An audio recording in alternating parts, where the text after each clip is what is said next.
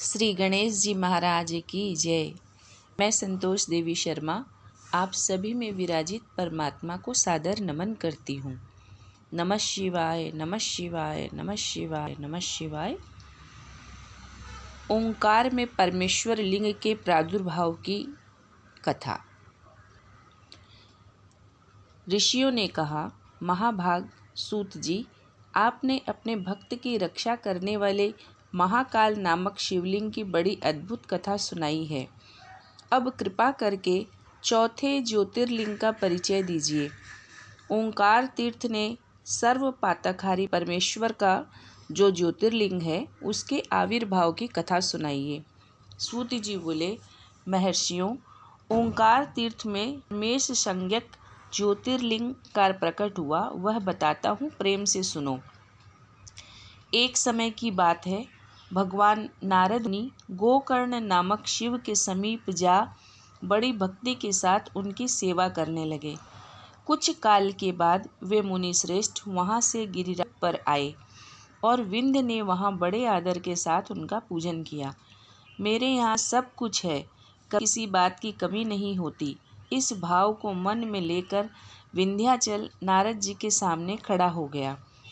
उसकी वह अभिमान भरी बात सुनकर अहंकार नाशक नारद मुनि लंबी सांस खींचकर चुपचाप खड़े रह गए। यह देख विंध्य पर्वत ने पूछा, आपने मेरे यहाँ कौन सी कमी देखी है? आपके इस तरह लंबी सांस खींचने का क्या कारण है? नारद जी ने कहा, भैया, तुम्हारे यहाँ सब कुछ है, फिर भी मेरू पर्वत तुमसे बहुत ऊंचा है। उसके शिखरों पर विभाग देवताओं के लोकों में पहुंचा हुआ है, किंतु तुम्हारे शिखर का भाग वहां कभी नहीं पहुंच सका है। सूत जी कहते हैं, ऐसा कहकर नारद जी वहां से जिस तरह आए थे उसी तरह चल दिए, परंतु विंध्य पर्वत मेरे जीवन आदि को धिक्कार है, ऐसा सोचता हुआ मन ही मन संतप्त हो उठा।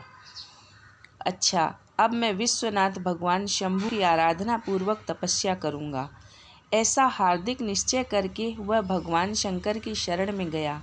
तदनंतर जहाँ साक्षात ओंकार की स्थिति है, वहाँ प्रसन्नतापूर्वक जाकर उसने शिव की पार्थिव मूर्ति बनाई और 6 मास तक निरंतर शंभु की आराधना करके शिव के ध्यान में तत्पर हो वह अपनी तपस्या के स्थान से हिला तक नहीं।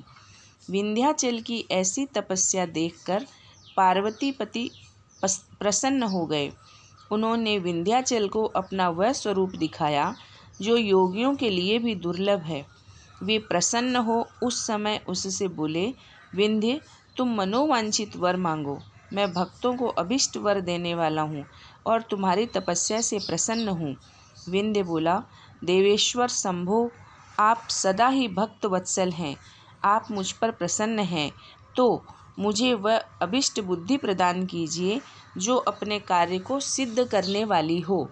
भगवान शंभु ने उन्हें वह उत्तम वर दे दिया और कहा, पर्वतराज विंध्य, जैसा तुम चाहो वैसा करो। इसी समय देवता तथा निर्मल अंतःकरण वाले ऋषि वहां आए और शंकर जी की पूजा करके बोले, प्रभु, आप यहाँ स्थिर रूप से निवास करें। देवताओं की यह बात सुनकर परमेश्वर शिव प्रसन्न हो गए और लोगों को सुख देने के लिए उन्होंने सहर्ष वैसा ही किया। वहाँ जो एक ही ओंकार लिंग था वो 2 स्वरूपों में विभक्त हो गया। प्रणव में जो सदाशिव थे वे ओंकार नाम से विख्यात हुए और पार्थिव मूर्ति में जो शिव ज्योति प्रतिष्ठित हुई उसकी परमेश्वर संज्ञा हुई। परमेश्वर को ही अमलेश्वर भी कहते हैं। इस प्रकार ओंकार और परमेश्वर ये दोनों शिवलिंग भक्तों को अभिष्ट प्रदान करने वाले हैं। उस समय देवताओं और ऋषियों ने उन दोनों लिंगों की पूजा की और भगवान वृषभध्वज को संतुष्ट करके अनेक वर प्राप्त किए। तत्पश्चात देवता अपने अपने स्थान को गए और विंध्याचल भी अधिक प्रसन्नता का अनुभव करने लगा। उसने अपने अभिष्ट कार्य को सिद्ध किया और मानसिक परिताप को त्याग दिया।